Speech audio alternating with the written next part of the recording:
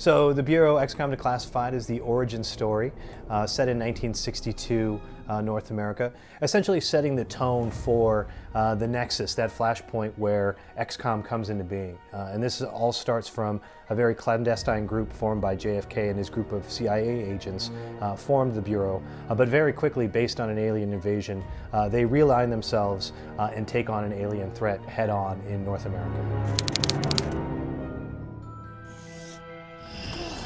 Well, every other XCOM game out there has been set in the near future, whether that was 1999 of the original game or sometime after 2013 for Enemy Unknown.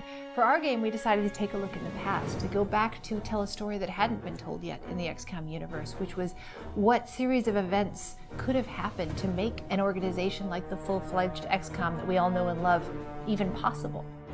The things that we feel that really differentiate the product start with the tone and the setting, right? Like we've got this really rich and unique, juxtaposition of the sort of the 1960s as we know it versus the current interpretation of modern technology and alien threat. You don't see a lot of that when you refer to old 50s movies. Usually you see UFOs hanging on a string. You're coming off of this decade of the 50s where your average guy could work 40 hours a week and have 2 cars and a nice house.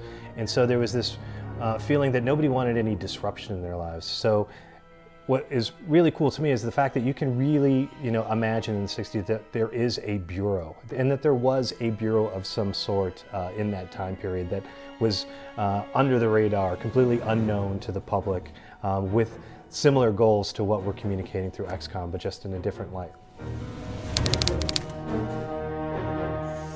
Well, over the course of development, we started in first person, and then we kept iterating towards trying to make sure that the parts of the game that were working better and better, and the parts of the game that weren't working, we were willing to change.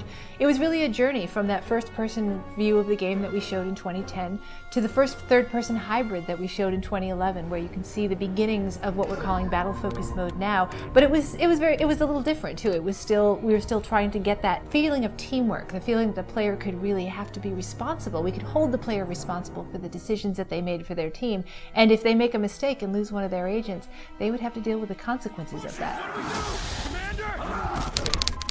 The integration of permadeath, right? The seriousness of your consequences and your actions, and how that can actually impact your gaming experience for not just for the moment, but for a long duration of time. And I think that it's been a powerful tool for us as we're sort of engineering and designing levels, as well as providing a real motivation to the player for utilizing the tactics and tool sets that we make available. You want the player to feel that the game is treating them fairly and not cheating them in the event that they lose a character because of poor design decisions. So when you introduce something like permadeath, it affects everything from the way that you engineer your levels, the way that you introduce characters, and you constantly have to be cognizant of where the player is in terms of their leveling and skill set at that particular time.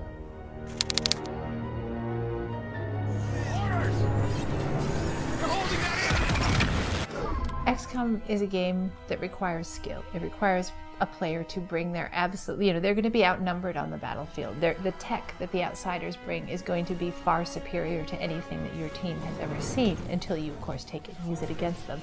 And our game really requires people to bring not just their twitch, but their skill, their ability to plan for a team, their ability to use tactics, the ability to take any advantage possible on the battlefield. And we think that that is a core value of the XCOM franchise in general, just having an extremely difficult game that it requires everything you've got to succeed in. And even when you give it everything you've got, sometimes you still have setbacks.